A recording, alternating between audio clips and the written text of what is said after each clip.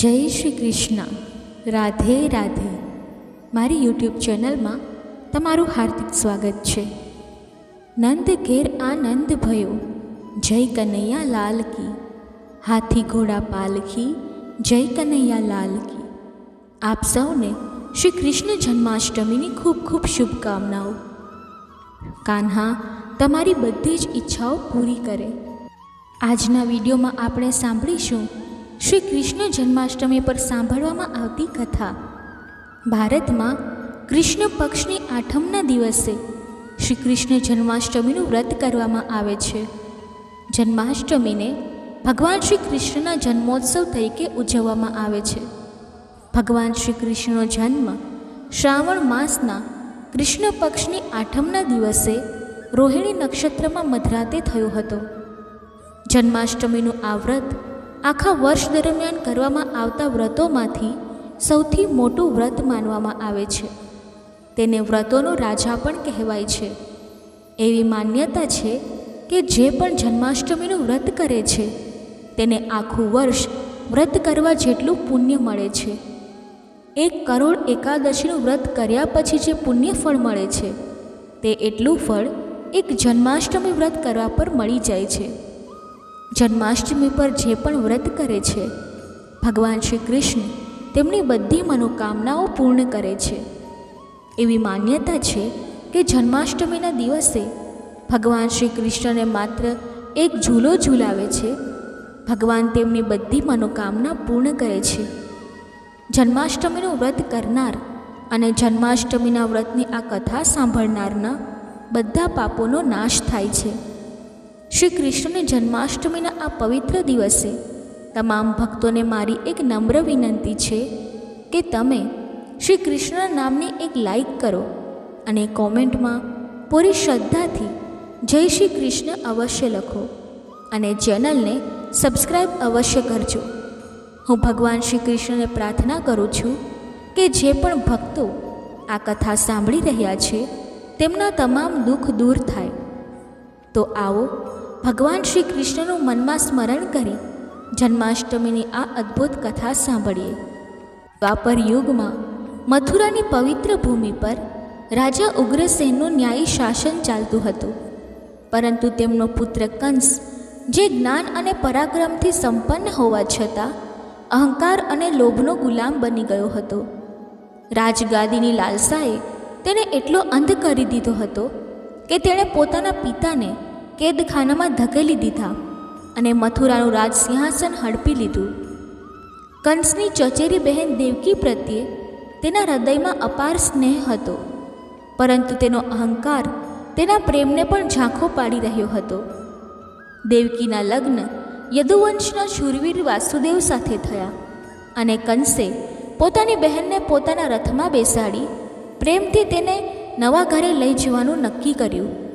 પરંતુ રસ્તામાં દેવી આકાશવાણીએ તેના હૃદયને ધ્રુજાવી દીધું.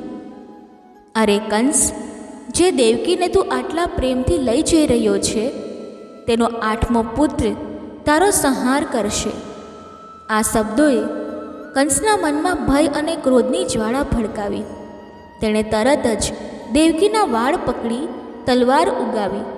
પરંતુ વસુદેવે શાંત ચિત્તે તેને સમજાવ્યું, હે રાજન, એક શૂરવીર યોદ્ધા માટે સ્ત્રી પર હાથ ઉઠાવવો શોભે નહીં, ખાસ કરીને તારી નવવિવાહિત બહેન પર. હું વચન આપું છું કે અમારા સંતાનોને હું તને સોંપીશ. વસુદેવના વચનની પવિત્રતા પર ભરોસો રાખી કંસે દેવકીને મારવાનું ટાળ્યું. પરંતુ તેના ભયભીત મને દેવકી અને વાસુદેવને કારાગારની ઠંડી દિવાલોમાં કેદ કરી દીધા. દેવકીના પહેલા પુત્રનો જન્મ થતાં જ કંસે નિર્દયતાથી તે નવજાત શિશુને ખડક પર પછાડી મારી નાખ્યો.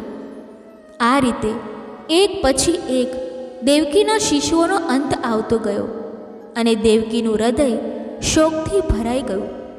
દરેક ક્ષણે તે ભગવાનની શરણે ગઈ. પોતાના સંતાનોની રક્ષા માટે પ્રાર્થના કરવા લાગી. જ્યારે તેનું 7મું ગર્ભધારણ થયું ત્યારે તેની પ્રાર્થનાઓએ ભગવાન નારાયણના હૃદયને સ્પર્શી લીધું. ભગવાને યોગમાયાને આદેશ આપ્યો, હે દેવી, દેવકીના ગર્ભમાં રહેલા શિશુને વસુદેવની બીજી પત્ની રોહિણીના ગર્ભમાં સ્થાપિત કરો, જેથી તે બલરામ નામે પ્રસિદ્ધ થશે અને તમે યશોદાના ગર્ભમાં જન્મ લઈ લો, દુર્ગા તરીકે પૂજાશો. યોગમાયાએ ભગવાનની આજ્ઞા મુજબ કાર્ય કર્યું અને દેવકીના ગર્ભપાતની ચર્ચા ચારે તરફ ફેલાઈ. કંસે આ સાંભળી 8મી સંતાનની રાહ જોવા લાગ્યો અને કારાગારનો પહેરો વધુ કડક કરી દીધો. શ્રાવણ માસની કૃષ્ણ પક્ષની અષ્ટમીની અંધકારમય રાત્રે, જ્યારે વરસાદની ધારાઓ ધરતીને ભીંજવી રહી હતી, દેવકીના ગર્ભમાંથી ભગવાન શ્રી કૃષ્ણનો જન્મ થયો. તે ક્ષણે કારાગારમાં દૈવી પ્રકાશ ફેલાયો, આકાશમાંથી ફૂલોની વર્ષા થવા લાગી અને શંખ, ચક્ર, ગદા અને પદ્મ ધારણ કરેલા સાક્ષાત નારાયણનું દિવ્ય રૂપ પ્રગટ થયું. વસુદેવ અને દેવકી આ દિવ્ય દર્શનથી ભાવ વિભોર થઈ તેમના ચરણોમાં શીશ ઝુકાવી પ્રણામ કર્યા. દેવતાઓ આકાશમાંથી ભગવાનની સ્તુતિ કરી રહ્યા હતા. વાસુદેવે ભયભીત થઈને કહ્યું, હે પ્રભુ, તમારું આ દિવ્ય રૂપ જો કોઈએ જોઈ લીધું તો અનર્થ થશે. કૃપા કરી શિશુ રૂપ ધારણ કરો.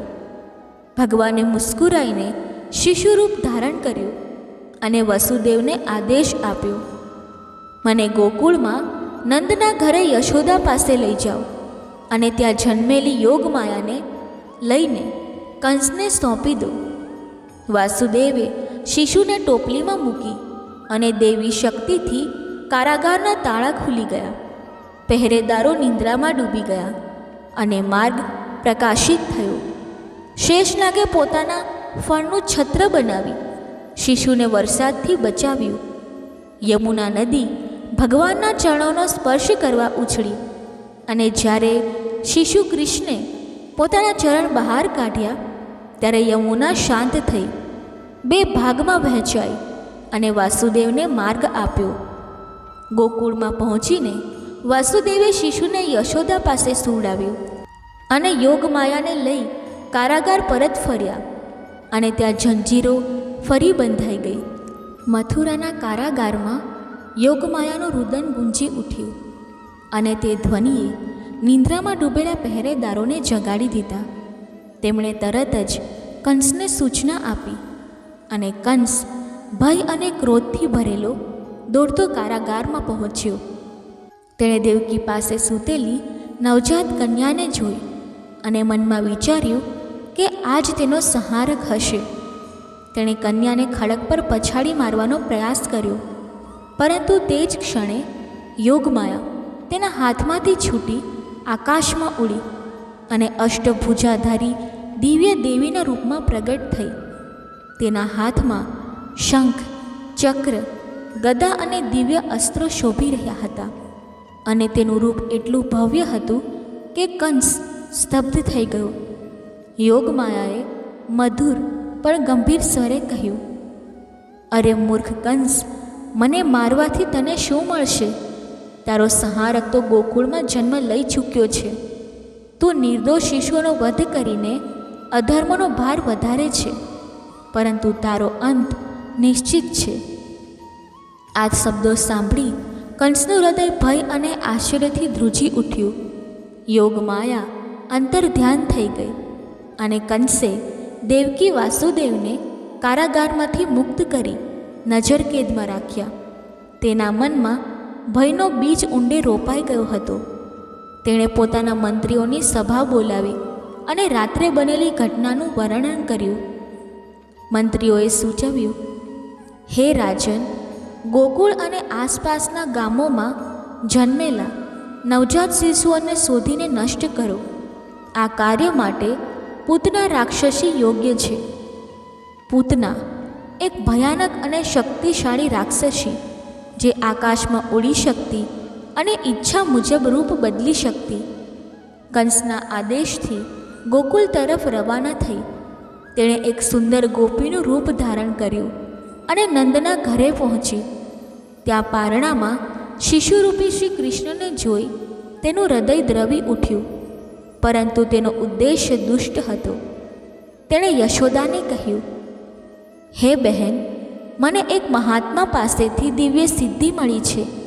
હું આ શિશુને આશીર્વાદ આપી પોતાનું અમૃત સમૂહ દૂધ પીવડાવવા માંગુ છું. યશોદા શિશુના હિતની ચિંતામાં સંમત થઈ. પૂતનાએ શિશુને ગોદમાં લીધું, પરંતુ તેના સ્તન પર લગાવેલું વિષ શ્રી કૃષ્ણની દેવી શક્તિ સામે નબળું પડ્યું. શિશુરૂપી ભગવાને દૂધ સાથે પૂતનાના પ્રાણ પણ ખેંચી લીધા. પૂતના ચીસો પાડવા લાગી. તેનું શરીર પરસેવાથી ભીંજાઈ ગયું અને તે પોતાના વિશાળ રાક્ષસી રૂપમાં પરિવર્તિત થઈ. આકાશમાં ઉડવાનો પ્રયાસ કર્યો, પરંતુ શ્રી કૃષ્ણની શક્તિ સામે નિષ્ફળ રહી અને ધરતી પર પડી, જ્યાં તેના વિશાળ શરીરે અનેક વૃક્ષો કચડી નાખ્યા. યશોદા અને રોહિણી ગોપીઓ સાથે રડતા રડતા દોડી આવ્યા અને જોયું કે શ્રી કૃષ્ણ પૂતનાના શરીર પર નિર્ભયપણે રમી રહ્યા હતા. ભગવાનના સ્પર્શથી પૂતનાને તેના પાપોમાંથી મુક્તિ મળી અને તેની ચિતામાંથી ચંદન જેવી સુગંધ ફેલાઈ. શ્રી કૃષ્ણએ તેને ધાયમાની સંજ્ઞા આપી તેનો ઉદ્ધાર કર્યો. ગોકુલમાં આ ઘટનાએ બધાને આશ્ચર્યચકિત કરી દીધા અને યશોદાનંદના હૃદયમાં શ્રી કૃષ્ણ પ્રત્યે ભક્તિનો દીવો પ્રજ્વલિત થયો. આ સમય પછી એક દિવસ યશોદા કૃષ્ણ સાથે રમી રહી હતી. અચાનક તેમની દ્રષ્ટિ આકાશ તરફ ગઈ, જ્યાં ત્રિનાવર્ત નામનો અસુર બવંડરના રૂપમાં ચક્કર લગાવી રહ્યો હતો.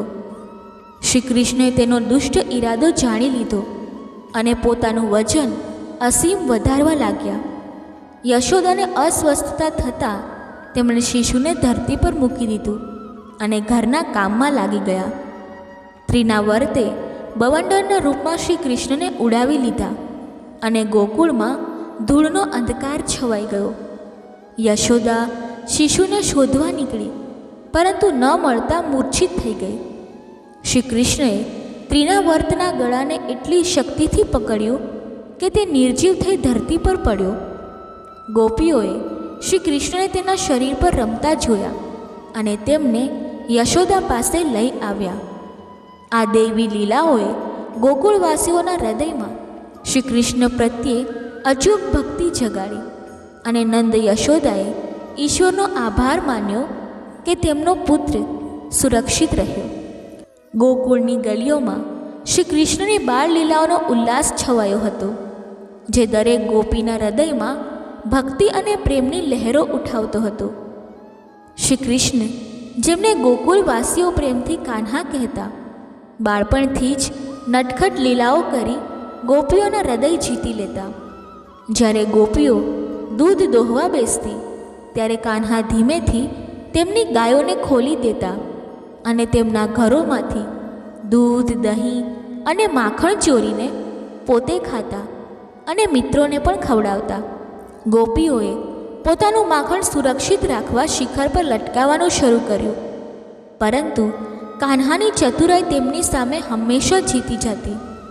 તેઓ કાંકરીથી માટીના વાસણોમાં છિદ્રો કરી દેતા કે પછી ઓખલી પર ચડી શિખર સુધી પહોંચી માખણનો ભરપૂર આનંદ માણતા. એક દિવસ કાન્હા દહીંમાં હાથ નાખી તેનો રસ ચાખી રહ્યા હતા, ત્યારે એક ગોપીએ તેમને જોઈ લીધા. તે દોડતી યશોદા મૈયા પાસે ફરિયાદ લઈને ગઈ અને બોલી, જુઓ, તમારો કાન્હા અમારે ત્યાં દહીં ચોરી કરી રહ્યો હતો. કાન્હાએ નટખટ મુસ્કાન સાથે યશોદાની પાછળ સંતાઈ ગયા અને જ્યારે ગોપીએ તેમને જોયું તો કાન્હા ત્યાં ન હતા, પરંતુ યશોદાની ગોદમાં નિર્દોષ રીતે બેઠા હતા.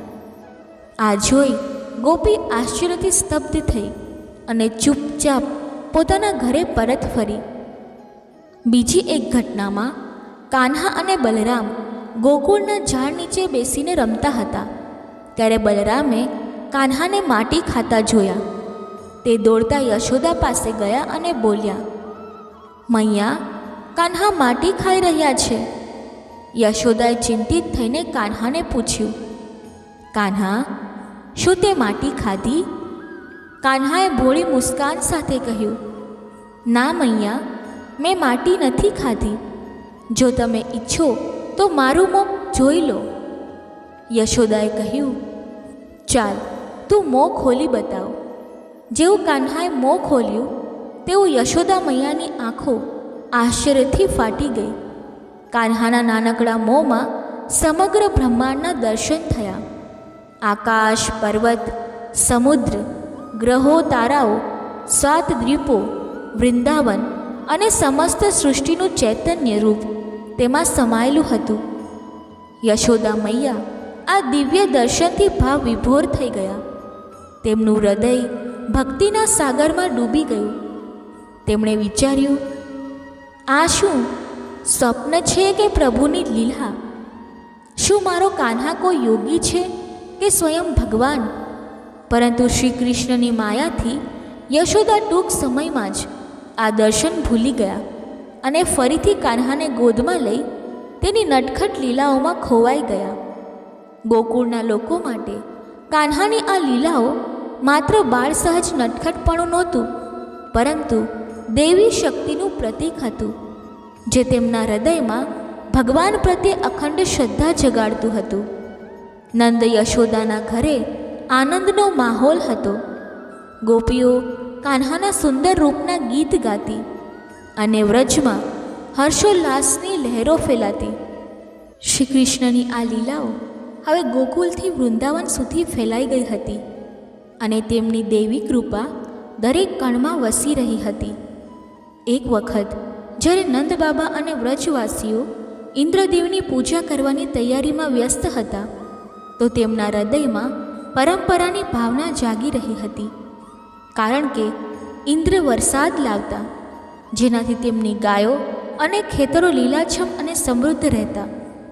પરંતુ શ્રી કૃષ્ણએ જ્યારે આ તૈયારીઓ જોઈ તો તેમના નાનકડા મુખ પર એક દેવી મુસ્કાન ખીલી અને તેઓએ નંદ બાબાને પૂછ્યું, બાબા, આપણે ઇન્દ્રની પૂજા કેમ કરીએ છીએ? શું તેઓ જ વરસાદનું કારણ છે? આપણે તો ગાયો પર નિર્ભર છીએ, જે ગોવર્ધન પર્વત પર ચરીને આપણને જીવન આપે છે. તો આપણે ગોવર્ધન પર્વતની પૂજા કેમ ના કરીએ? અને આ શબ્દોમાં એક દૈવી તર્ક અને ભક્તિનો ભાવ હતો, જે વ્રજવાસીઓના મનને સ્પર્શી ગયો. નંદ બાબા અને તમામ વાસીઓએ કૃષ્ણની વાતમાં તથ્ય જોયું અને તેઓએ ઇન્દ્ર પૂજા બંધ કરીને ગોવર્ધન પર્વતની પૂજા શરૂ કરી, જેમાં તેઓએ વિવિધ પ્રકારના ભોગ અને પૂજા સામગ્રી તૈયાર કરી અને શ્રી કૃષ્ણએ પોતે ગોવર્ધનનું રૂપ ધારણ કરીને તેમના ભોગને સ્વીકાર્યા, જેમાં તેમની દેવી કૃપા એવી હતી કે પર્વત જાણે જીવંત થઈને ભક્તોના પ્રેમને આશીર્વાદ આપતો હોય. આ વાતથી ઇન્દ્રદેવ તેમના ગર્વમાં આવીને ક્રોધિત થયા અને તેઓએ વ્રજ પર મુશળધાર વરસાદ વરસાવવાનું શરૂ કર્યું. આકાશમાં વાદળોની ગર્જના એવી તીવ્ર હતી કે જાણે સમગ્ર સૃષ્ટિ કાપી રહી હોય અને વ્રજમાં પૂરની સ્થિતિ થઈ ગઈ, જેમાં ઘરો અને ખેતરો પાણીમાં ડૂબવા લાગ્યા અને વ્રજવાસીઓ ભયભીત થઈને શ્રી કૃષ્ણ પાસે દોડી આવ્યા. તેમની આંખોમાં ભય અને વિશ્વાસનું મિશ્રણ હતું. શ્રી કૃષ્ણએ શાંતિથી ગોવર્ધન પર્વતને પોતાની નાની આંગળી પર ઉઠાવી લીધો, જાણે તે કોઈ નાનું છત્ર હોય. અને આ દ્રશ્ય એટલું દૈવી અને અદ્ભુત હતું કે વ્રજવાસીઓની આંખો આશ્ચર્યથી ફાટી પડી. તેઓ અનુભવતા હતા કે તેમનો કનૈયા કોઈ સામાન્ય બાળક નથી, પરંતુ વિશ્વના રક્ષક છે. અને યશોદા મૈયાના હૃદયમાં એક તરફ તેમના લાડલાની શક્તિ પર ગર્વ હતો, તો બીજી તરફ ભયના આંસુ હતા. તેઓ વિચારતા હતા કે મારો નાનો કનૈયા આ વિશાળ પર્વતને કેવી રીતે ઉઠાવી શકે છે. પરંતુ તેમના હૃદયમાં દૈવી પ્રેમનો પ્રકાશ ઝળકી રહ્યો હતો. 7 દિવસ અને 7 રાત સુધી શ્રી કૃષ્ણએ પર્વતને ઉઠાવી રાખ્યો અને વ્રજવાસીઓ તેની નીચે સુરક્ષિત રહ્યા. તેઓ પર્વતની છાયામાં બેસીને કૃષ્ણની ભક્તિમાં મગ્ન થઈ ગયા અને ઇન્દ્રદેવનું ગર્વ ચૂર થઈ ગયું. તેઓએ નતમસ્તક થઈને ક્ષમા માંગી અને આ ઘટનાથી શ્રી કૃષ્ણ ગોવર્ધનધારી તરીકે પ્રસિદ્ધ થયા, જેમાં તેમની દેવી કરુણા અને ભક્તોની રક્ષાનું પ્રતીક સ્થાપિત થયું અને વ્રજનું વાતાવરણ ફરીથી આનંદ અને ભક્તિના રંગે રંગાઈ ગયું.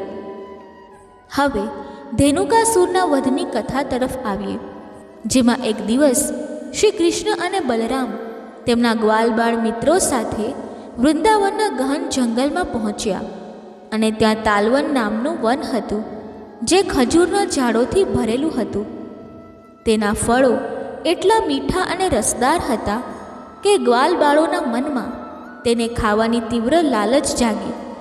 પરંતુ આ વનમાં ધેનુકાસુર નામનો ભયંકર અસુર ગધેડાના રૂપમાં રહેતો હતો, જેના ભયથી કોઈ પણ ત્યાં પ્રવેશ કરવાની હિંમત નહોતું કરતું અને તેની હાજરી વનને એક અંધકારમય અને ભયાનક સ્થળ બનાવી દીધું હતું.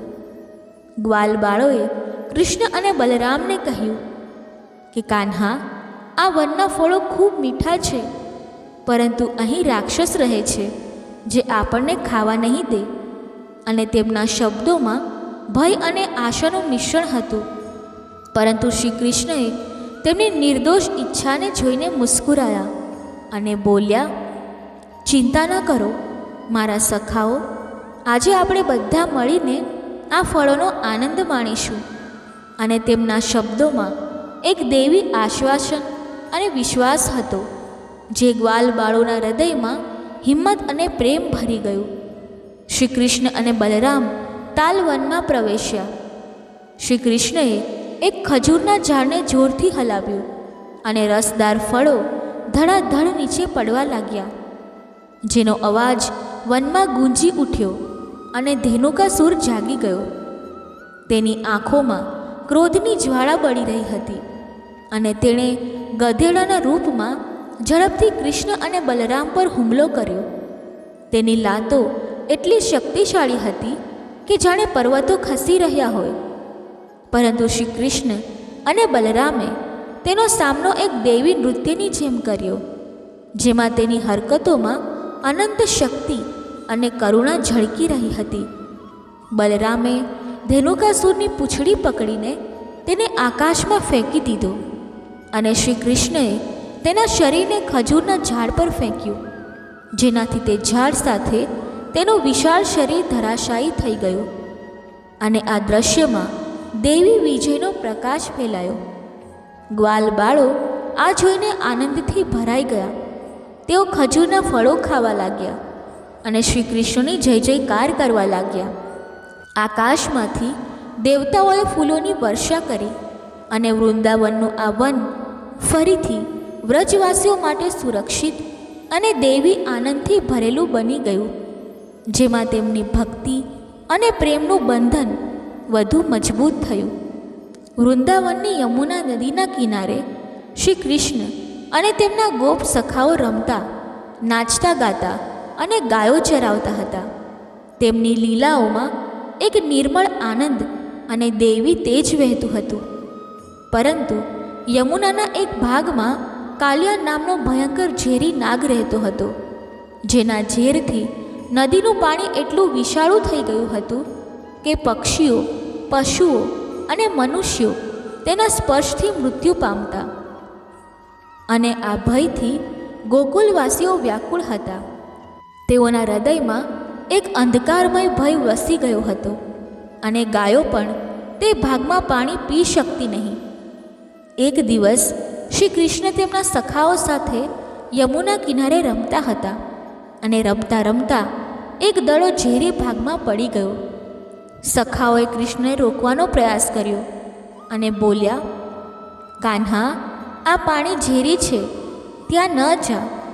પરંતુ કૃષ્ણના હૃદયમાં ગોકુલવાસીઓના ભયને દૂર કરવાનો દૈવી સંકલ્પ હતો. તેમની આંખોમાં નિશ્ચયની ચમક અને હાસ્ય ભરેલા ચહેરે તેઓ ઊંચા વૃક્ષ પર ચડી ગયા અને સખાઓની ચીસો વચ્ચે તેઓએ ઝેરી નદીમાં છલાંગ લગાવી, જેનાથી પાણીના છાંટા ચારે બાજુ ઉડ્યા અને નદીની ગહેરાઈમાંથી કાલિયા નાગ તેના 100 ફણ સાથે ગર્જના કરતો બહાર આવ્યો. તેની આંખો અગ્નિની જેમ ઝળુપતી હતી અને ફણમાંથી ઝેરનો ધુમાડો નીકળતો હતો. તેની પત્નીઓએ પણ કૃષ્ણને ઘેરી લીધા, પરંતુ કૃષ્ણ નાનકડા બાળકની જેમ નહીં, પરંતુ દેવી શક્તિના સ્વરૂપે તેમની વચ્ચે નાચવા લાગ્યા, જેમાં તેમનું નૃત્ય એક દેવી લીલા જેવું હતું, જેમાં કરુણા અને શક્તિનું મિલન થયું.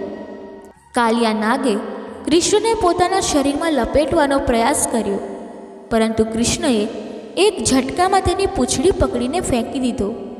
પછી તેઓ કાલિયા નાગના ફણ પર ચડીને નટખટ મુસ્કાન સાથે નૃત્ય કરવા લાગ્યા. તેમના નાનકડા પગના દરેક થાપથી કાલિયાનું ગર્વ ચૂર થતું હતું અને તેની શક્તિ ઘટવા લાગી. ફણમાંથી લોહી નીકળવા લાગ્યું અને કાલિયાની પત્નીઓ રડતી રડતી શ્રી કૃષ્ણના ચરણોમાં પડી વિનંતી કરવા લાગી કે હે પ્રભુ, અમારા પતિને માફ કરો. તે અજ્ઞાની છે, પરંતુ તેનો વધ ના કરો. અને તેમની વિનંતીમાં ભક્તિ અને કરુણાનો ભાવ હતો. શ્રી કૃષ્ણનું હૃદય દયાથી ભરાઈ ગયું. તેમણે કાલિયાને કહ્યું, હે કાલિયા, તું આ નદી છોડીને સમુદ્રમાં ચાલ્યો જા અને ગોકુલવાસીઓનો ભય દૂર કર. અને કાલિયાએ શરણાગતિ સ્વીકારીને પોતાની પત્નીઓ સાથે યમુના છોડી દીધી, જેમાં તેનું ગર્વ તૂટી ગયું અને તે દેવી કૃપાનો પાત્ર બન્યો. ગોકુલવાસીઓએ જ્યારે કૃષ્ણને સુરક્ષિત નદીમાંથી બહાર આવતા જોયા તો તેમના આનંદનો પાર ન રહ્યો. તેઓ તેમને ઘેરી વળ્યા અને યશોદા મૈયાએ કૃષ્ણને ગળે લગાવી લીધા. તેમની આંખોમાં આંસુ સાથે બોલ્યા, મારા લાલ, તું ફરી આવું જોખમ ના લે. અને તેમના શબ્દોમાં માતૃપ્રેમ અને દેવી ભક્તિનું અજવાળું ઝળકી રહ્યું હતું, જેમાં યમુના નદી ફરીથી શુદ્ધ અને પવિત્ર બની ગઈ અને વ્રજનું વાતાવરણ દેવી પ્રકાશથી ભરાઈ ગયું.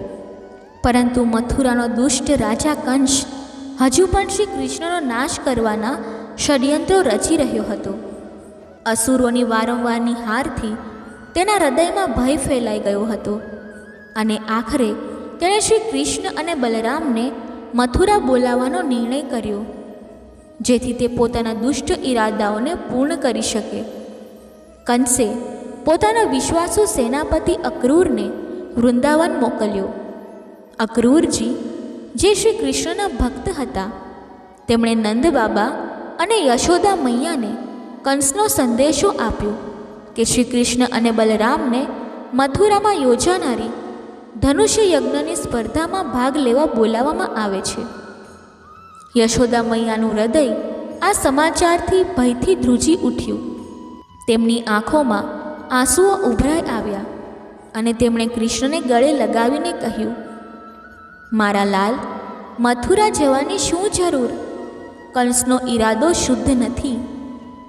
પરંતુ શ્રી કૃષ્ણએ તેમની દેવી મુસ્કાન સાથે યશોદા મૈયાને કહ્યું, મૈયા, ધર્મની રક્ષા માટે મારે જવું જ પડશે. મારી ચિંતા ન કરો, હું બલરામ સાથે સુરક્ષિત રહીશ. આ શબ્દોમાં એક દેવી આશ્વાસન હતું, જે યશોદા મૈયાના હૃદયને શાંત કરી ગયું. જ્યારે શ્રી કૃષ્ણ અને બલરામ મથુરા જઈ રહ્યા હતા તો આખું ગામ, રાધા, ગ્વાલબાળો, ગોપીઓ તેમને વળાવવા આવ્યા. દરેકની આંખોમાં આંસુ હતા. તેઓ શ્રી કૃષ્ણને મથુરા જતા રોકી રહ્યા હતા. જ્યારે શ્રી કૃષ્ણ અને બલરામ મથુરા પહોંચ્યા ત્યારે આખું નગર એક દેવી પ્રકાશથી ઝળકી ઉઠ્યું. કૃષ્ણનું દિવ્ય સ્વરૂપ, તેમની મધુર મુસ્કાન અને શાંત ચાલે મથુરાના લોકોને મંત્રમુગ્ધ કરી દીધા. ગલીઓમાં લોકો ભેગા થઈ ગયા અને મહિલાઓએ બારીઓમાંથી ફૂલોની વર્ષા કરી. બાળકો કૃષ્ણની આસપાસ નાચવા લાગ્યા, જાણે તેઓ દેવી શક્તિના દર્શન કરી રહ્યા હોય. મથુરાનું વાતાવરણ એક ઉત્સવની જેમ ઝળકવા લાગ્યું. પરંતુ કંસના મહેલમાં ભય અને ષડયંત્રનો સાયો હજુ વ્યાપી રહ્યો હતો. કંસે શ્રી કૃષ્ણ અને બલરામને ધનુષ્ય યજ્ઞની સ્પર્ધામાં બોલાવ્યા, પરંતુ તેનો ઈરાદો દુષ્ટ હતો. તેણે પોતાના શક્તિશાળી હાથી કુવલયા પીડને, જેનું શરીર એક પર્વત જેવું વિશાળ હતું, કૃષ્ણ પર હુમલો કરવા મોકલ્યો. હાથીની સૂંઢથી ધરતી કંપી ઉઠી અને તેના ગર્જનાથી મથુરાના લોકો ભયથી થરથરવા લાગ્યા. પરંતુ શ્રી કૃષ્ણએ તેમની દેવી શક્તિના બળે હાથીની સૂંઢ પકડી લીધી. તેમના એક ઝટકાથી કુવલયા પીડ ધરાશાયી થયો અને તેના પ્રાણ નીકળી ગયા. આ દ્રશ્ય જોઈને મથુરાના લોકોની આંખો આશ્ચર્ય અને ભક્તિથી ભરાઈ ગઈ. કંસ આ હારથી ક્રોધિત થઈને પોતાના શક્તિશાળી મલ્લયોદ્ધાઓ ચાણૂર અને મુષ્ટિકને કૃષ્ણ અને બલરામ સામે લડવા મોકલ્યા. આ યોદ્ધાઓની શક્તિ એટલી અસાધારણ હતી કે તેઓ સેંકડો યોદ્ધાઓને એકલા હાથે હરાવી શકતા હતા. રંગશાળામાં બેઠેલા લોકો ભયથી થરથરતા હતા. પરંતુ શ્રી કૃષ્ણ અને બલરામે એક દેવી નૃત્યની જેમ આ યોદ્ધાઓનો સામનો કર્યો. કૃષ્ણએ ચાણૂરના શરીરને એક ફટકામાં ધરાશાયી કરી દીધું અને બલરામે મુષ્ટિકનો અંત આણ્યો. રંગશાળામાં બેઠેલા લોકોના હૃદયમાં દેવી આનંદનો સાગર ઉછળવા લાગ્યો અને તેઓ કૃષ્ણ બલરામની જય જયકાર કરવા લાગ્યા. કંસનો ધીરજનો બાંધ આખરે તૂટી ગયો. તેણે પોતાના સૈનિકોને આદેશ આપ્યો કે કૃષ્ણ અને બલરામને પકડી લે. પરંતુ શ્રી કૃષ્ણએ એક દેવી શક્તિ સાથે કંસના સિંહાસન પર પહોંચી ગયા. તેમની આંખોમાં ધર્મનો પ્રચંડ પ્રકાશ ઝળકી રહ્યો હતો, જે જાણે દુષ્ટતાનો નાશ કરવા તૈયાર હોય. કૃષ્ણએ કંસના વાળ પકડી લીધા અને તેને સિંહાસન પરથી નીચે ખેંચી લીધો. એક જોરદાર ફટકાથી કંસનું શરીર ધરાશાયી થયું અને તેના પ્રાણ નીકળી ગયા. આ દ્રશ્ય જોઈને મથુરાના લોકોના હૃદયમાં ભયનો અંત થયો અને તેમની આંખોમાં શ્રી કૃષ્ણના દેવી સ્વરૂપના દર્શનનો આનંદ ઝળકવા લાગ્યો. આકાશમાંથી દેવતાઓ શંખનાદ કર્યો અને ફૂલોની વર્ષા કરવા લાગ્યા. કંસના વધ પછી શ્રી કૃષ્ણએ મથુરાને દુષ્ટતાના ગ્રહણમાંથી મુક્ત કરી પોતાના સાચા માતા પિતા દેવકી અને વાસુદેવને મળ્યા. દેવકી અને વાસુદેવે જ્યારે શ્રી કૃષ્ણને જોયા તો તેમની આંખોમાં આનંદના આંસુ ઉભરાઈ આવ્યા. તેમણે કૃષ્ણ અને બલરામને ગળે લગાવ્યા અને તેમના હૃદયમાં દૈવી પ્રેમનો સાગર ઉછળવા લાગ્યો. આખું બ્રહ્માંડ જાણે આ દ્રશ્ય જોઈને ભાવ વિભોર થઈ રહ્યું હતું. શ્રી કૃષ્ણએ કંસના પિતા ઉગ્રસેનને કેદમાંથી મુક્ત કર્યા અને ઉગ્રસેનને ફરીથી મથુરાના રાજા તરીકે સ્થાપિત કર્યા. મથુરાનું વાતાવરણ જે અન્યાય અને ભયથી ભરેલું હતું, હવે ધર્મ અને ન્યાયના દેવી પ્રકાશથી ઝળકવા લાગ્યું. શ્રી કૃષ્ણએ મથુરાના લોકોના હૃદયમાં ભક્તિનો દીવો પ્રગટાવ્યો. તેમની દેવી લીલાઓની વાતો મથુરાની ગલીઓમાં ગૂંજવા લાગી. લોકો શ્રી કૃષ્ણના ગુણગાન ગાવા લાગ્યા અને તેમના હૃદયમાં એક નવો વિશ્વાસ જન્મ્યો કે ધર્મની રક્ષા માટે ભગવાન હંમેશા હાજર હોય છે. શ્રી કૃષ્ણ અને બલરામે મથુરામાં રહીને ધર્મની સ્થાપના કરી અને તેમની દેવી શક્તિનો પ્રકાશ આખા નગરમાં ફેલાઈ ગયો. શ્રી કૃષ્ણએ મથુરામાં ધર્મની સ્થાપના કરી, પરંતુ તેમના હૃદયમાં વૃંદાવનની ગોપીઓ, ગ્વાલબાળો, યશોદા મૈયા અને નંદ બાબાની યાદ હંમેશા જીવંત રહી. ગોકુળની ગલીઓ, યમુનાના કિનારા અને ગોવર્ધનની ટેકરીઓમાં ગુંજતી તેમની વાંસળીની ધૂન હવે મથુરામાં નહોતી, પરંતુ તે ધૂન વ્રજવાસીઓના હૃદયમાં અમર બની ગઈ હતી. યશોદા મૈયા, જેમના હૃદયમાં કૃષ્ણનો નટખટ રૂપ હંમેશા વસતો હતો, તે દરરોજ યમુના કિનારે બેસીને કૃષ્ણની યાદમાં આંસુ વહાવતા. ગોપીઓ, જેમનો પ્રેમ શ્રી કૃષ્ણ પ્રત્યે નિર્મળ હતો, તેમણે રાસલીલાની યાદોને હૃદયમાં સંઘરી રાખી. શ્રી કૃષ્ણએ ભલે ગોકુળ પાછા ન ફરવાનો નિર્ણય કર્યો, પરંતુ તેમની દૈવી શક્તિ અને પ્રેમનો પ્રકાશ વ્રજના લોકોના હૃદયમાં હંમેશા ઝળકતો રહ્યો. તેમણે વ્રજના વાસીઓને વચન આપ્યું કે તેમની ભક્તિ અને પ્રેમનો સંબંધ ક્યારેય તૂટશે નહીં. ગોકુળના લોકો, જેમણે કૃષ્ણની બાળ લીલાઓના સાક્ષી બન્યા હતા, તેમણે તેમના દૈવી સ્વરૂપની વાતો ગામે ગામ ફેલાવી. વૃંદાવનની ધરતી, યમુનાની લહેરો અને ગોવર્ધનની ટેકરીઓ આજે પણ શ્રી કૃષ્ણની દેવી લીલાઓની સાક્ષી આપે છે. આ શ્રી કૃષ્ણ જન્માષ્ટમીનું વ્રત કથાનું શ્રવણ કરવાથી ભક્તોના જીવનમાં શાંતિ, સમૃદ્ધિ અને ભક્તિનો પ્રકાશ પ્રસરે છે.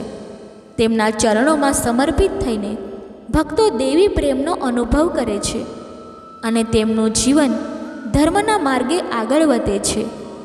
બોલો નંદ ઘેર આનંદ ભયો, જય કનૈયા લાલ કી.